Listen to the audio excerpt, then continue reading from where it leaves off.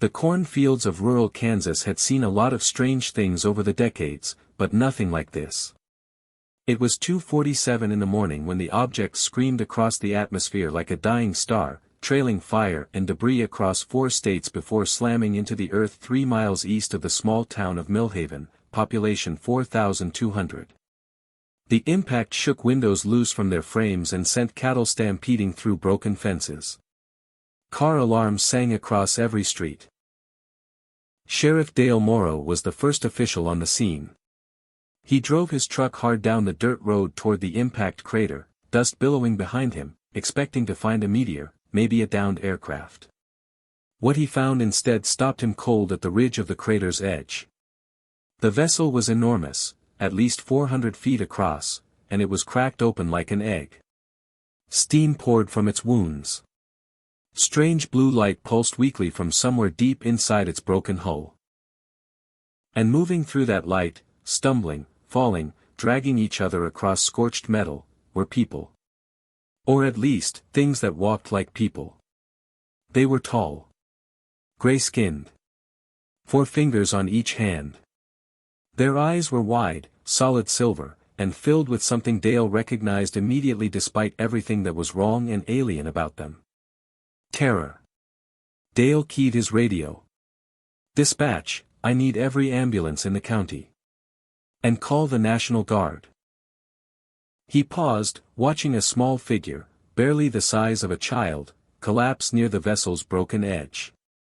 "And tell them to come quiet. No sirens."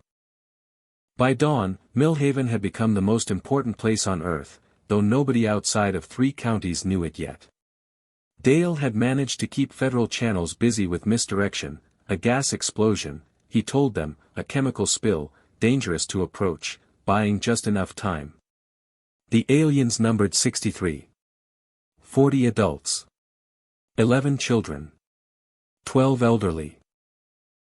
Dale's deputy, a broad-shouldered former Army medic named Marcus Webb, had organized the town's volunteer fire department into a triage line before the sun rose. Marcus didn't ask questions. He just worked.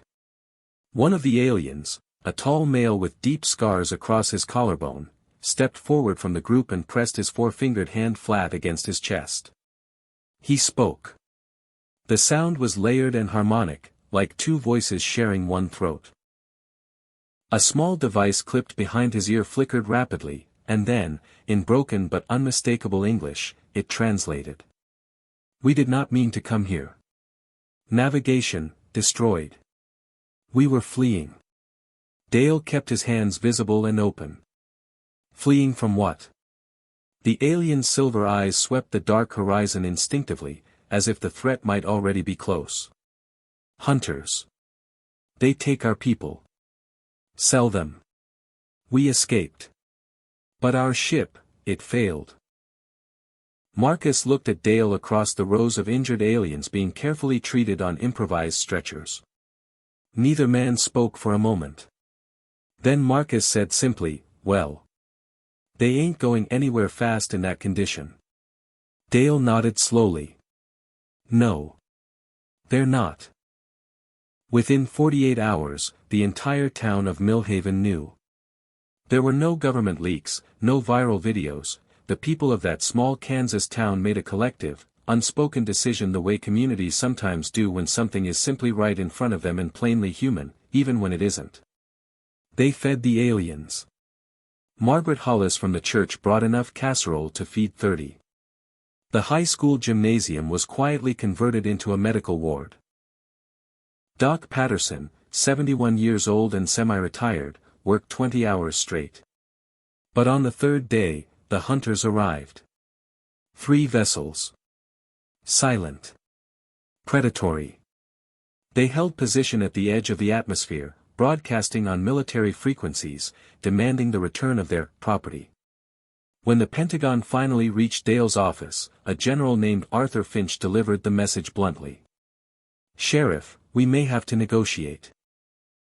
Dale set the phone down without hanging up, walked to his window, and looked at the gymnasium across the street where 63 frightened beings were sleeping safely for the first time in what the translator said was months. He picked the phone back up. "General," he said quietly, "there are 63 refugees in my town. 11 of them are children. They crashed here by accident and they haven't hurt a single soul." His voice was steady as Kansas ground. "You tell those ships up there that they're under our protection now. Every one of them." Silence from the other end.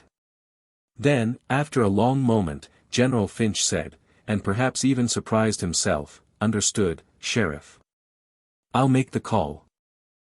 Within 6 hours, the United States had scrambled every orbital defense platform it possessed. Allied nations followed, quietly at first, then loudly. The hunters broadcast their demands again. They were met with a single, unified, translated response transmitted on every frequency they used. "These people are on Earth. Earth does not surrender people." The hunters waited. They calculated. They had conquered dozens of species across 4 star systems by understanding one fundamental truth. That most species, when threatened, abandon the weak to preserve the strong. They did not understand Terrans. They did not understand that Dale Morrow had spent 30 years as a sheriff because he physically could not walk away from someone who needed help. They did not understand that Marcus Webb had 2 tours in Afghanistan and had carried wounded men through enemy fire simply because leaving them was not a thing his body would allow. They did not understand Margaret Hollis, who had never once in her 70 years on Earth closed her door on someone cold and hungry. The hunters waited 4 days. Then they left. Epilogue: What was left behind? The alien with the scars, whose name translated roughly as Aran, stood beside Dale at the edge of the impact crater on the morning the hunters' ships disappeared from radar. The broken vessel behind them was already being carefully studied, carefully preserved. Aran pressed his hand to his chest again. He spoke, and his translator carried the words softly. "In our language, there is no word for what you did. We have words for alliance. For treaty. For transaction. But no word for, standing in front of danger for someone you do not know. Someone who is not your kind." Dale looked out across his cornfields, golden in the early light. He thought about that for a moment. "We call it being a neighbor," he said. Aran was quiet for a long time. Then, slowly, he pressed his 4-fingered hand flat against his chest, and this time, he pressed it toward Dale. Dale pressed his own hand to his chest and held it there. Above them, the Kansas sky was wide and blue and, for now, very, very quiet.